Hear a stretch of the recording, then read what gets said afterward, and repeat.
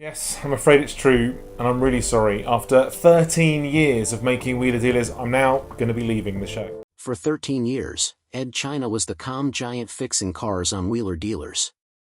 Then everything fell apart. The network wanted to cut his workshop time. He walked away, but walking away cost him everything.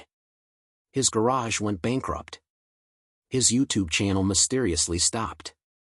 A Ferrari scandal destroyed his reputation.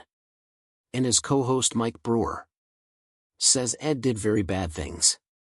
The truth involves money, ego, and a 37-second video that changed how fans saw their favorite mechanic forever. It started in London on May 9, 1971. That's the day Edward John China was born. But no one could have guessed this tall, curious boy would one day become one of television's most respected mechanics. His childhood wasn't like most kids'. His father, an aeronautical engineer, turned their home into a mini industrial workshop. This wasn't a basic garage with a few tools. It was a place where young Edd learned how things work by taking them apart and putting them back together again.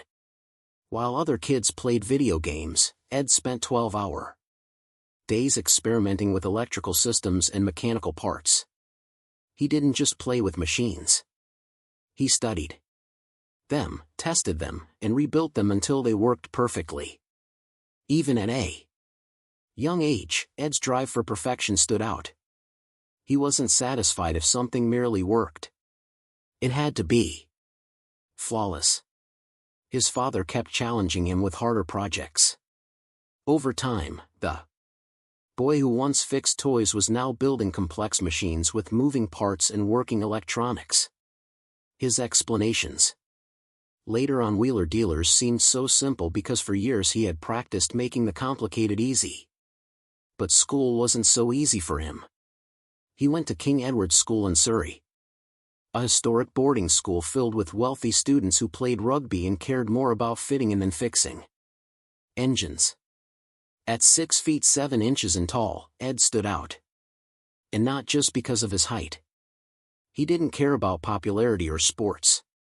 He spent his free time sketching machines and solving problems in his head. That made him different. And in that environment, different meant lonely. Yet that same isolation pushed him to trust his own instincts.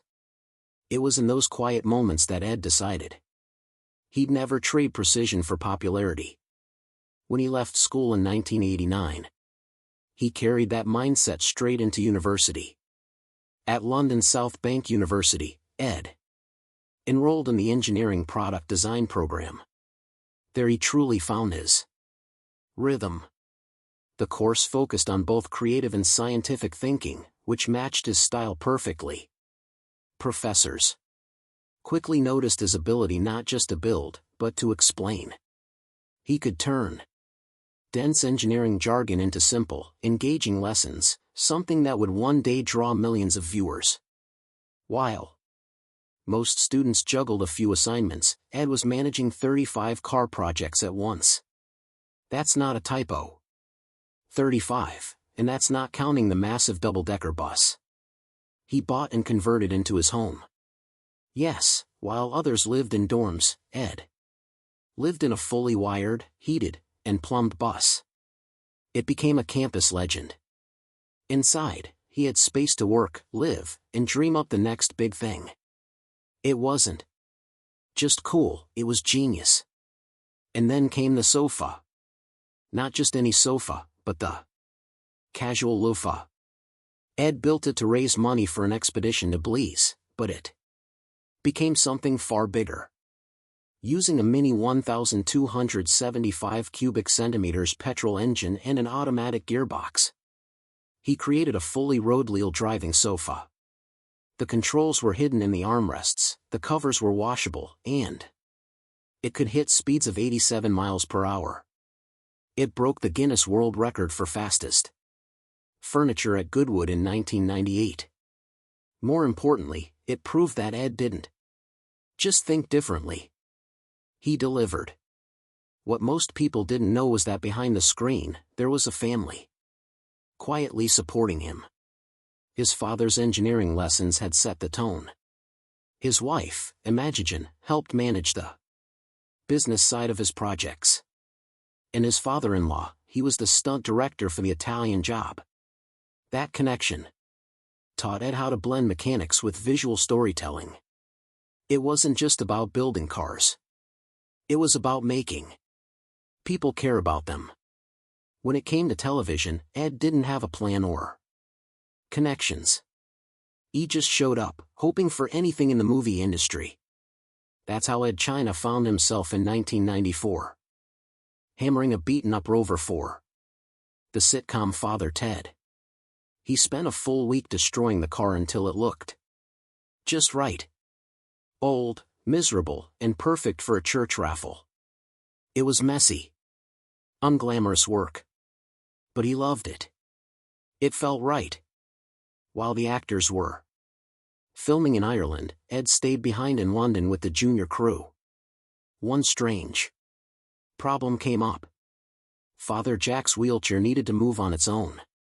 The crew kept over-engineering it with motors and chains that always failed. Edd looked at it, laughed, and said, "Why not just use a starter motor?" In the end, they pulled it with a rope. But the lesson stuck with him. Simple ideas often win. That moment, small as it was, shaped the way he would approach engineering forever. By 1999, Edd had taken things a step further. He started a company with a ridiculous name, Comfy Banana Limited. But behind the name was Comfy Banana Limited. A sharp idea. Build wild vehicles disguised as furniture. These weren't gimmicks. They were road legal, fully insured machines. His sofa car, bathtub, bike, and even a motorized bathroom could all be rented for around $3,000 per event. Advertising agencies and corporate events were thrilled to pay for them. He didn't stop at sofas. He created shopping trolleys, beds, and even a complete bathroom set on wheels. One of his most outrageous builds, the bog standard, could carry passengers in its sidecar bathtub at 68 km/h. What looked like comedy was actually clever marketing and serious engineering. By 2009, he had added another business called Grease Junkie. It was both a garage and a merchandise store tied to Wheeler dealers. With every new venture, he built more income streams from his mechanical know-how. He wasn't just a TV guy anymore. He was running a small empire. But long before that, Edd knew the value of getting noticed. In 1998, he appeared at Top Gear Live at Silverstone, driving his famous motorized sofa, the Casual Loofah. That same year, Jeremy Clarkson featured him in a video that raced the sofa against real cars. It was madness, but it worked. Suddenly, everyone in the automotive world knew who Edd China was. He kept the momentum going with regular spots on the Big Breakfast, showing off new inventions like the bathroom car and the driving bed. In 2000, he joined Scrap Heap Challenge, and by 2002, he was the regular designer on Panic Mechanic Guinness World Records. Each show built his reputation further. So when Wheeler Dealers launched in 2003, Edd already had fans and credibility. Then came the Guinness World Records. In October 1998, Edd hit 140 km/h in a furniture vehicle, smashing his first record. But he didn't stop. In 2005, he built the largest motorized shopping trolley in the world, almost 3 m tall. In 2011, his bog standard set the world record for fastest bathroom vehicle, hitting 68 km in Milan. But perhaps the most meaningful record came electric ice cream van. In 2020, Edd built the fastest electric ice cream van, clocking 118,964 km/h. Each. It wasn't just for fun. London was banning diesel vans for environmental reasons. And Edd saw an opportunity.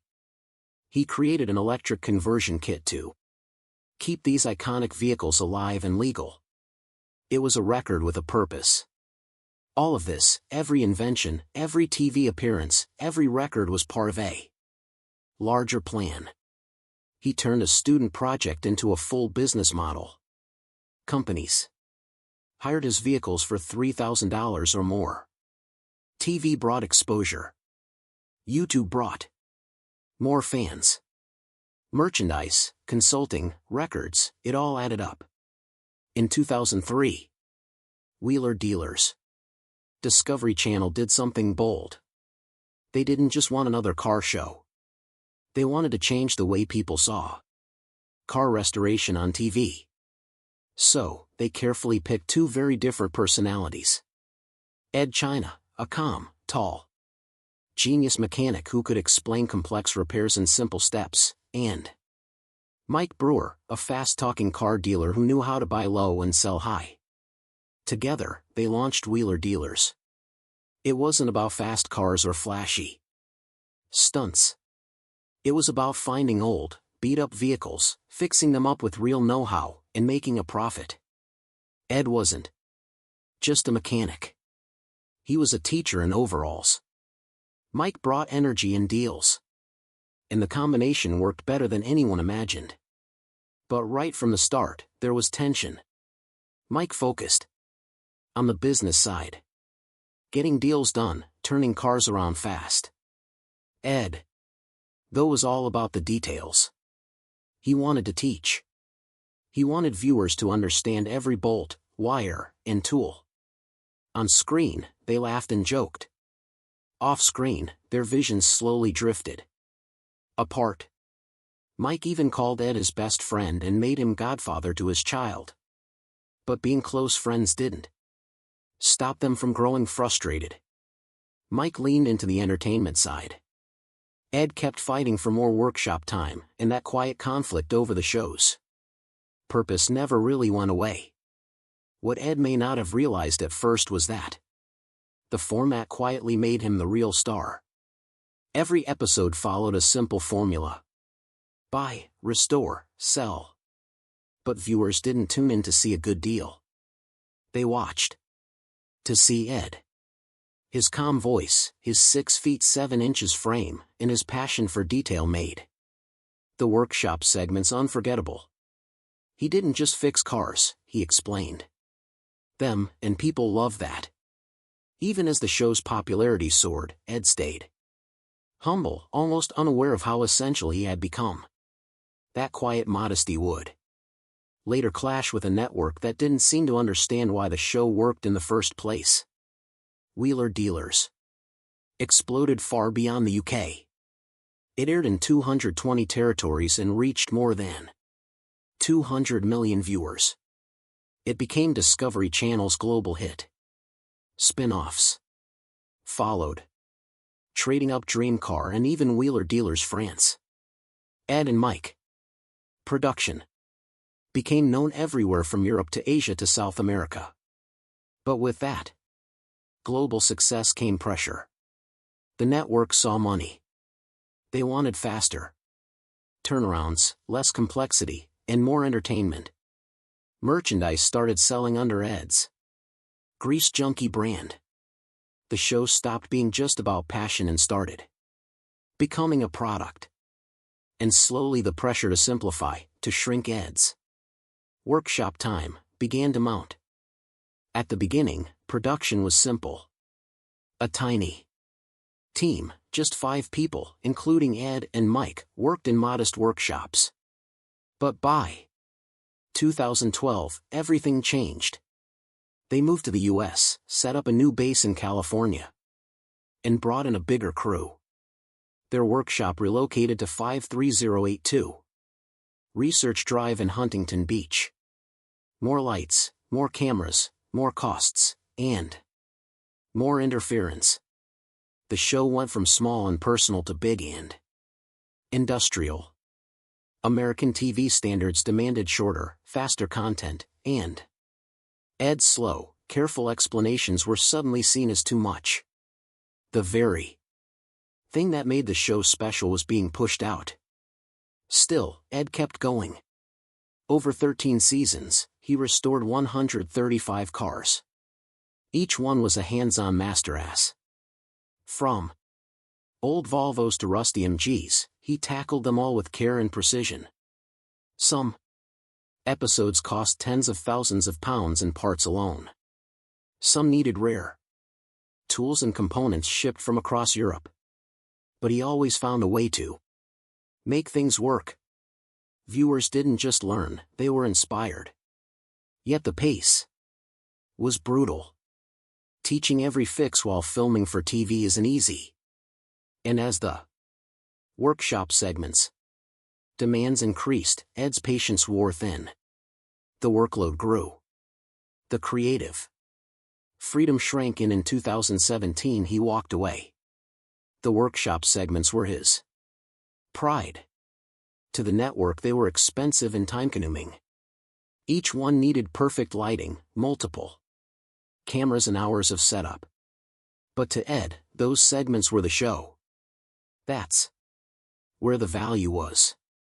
People wrote to him saying they learned how to fix their own cars because of him. Fans lined up to thank him in person.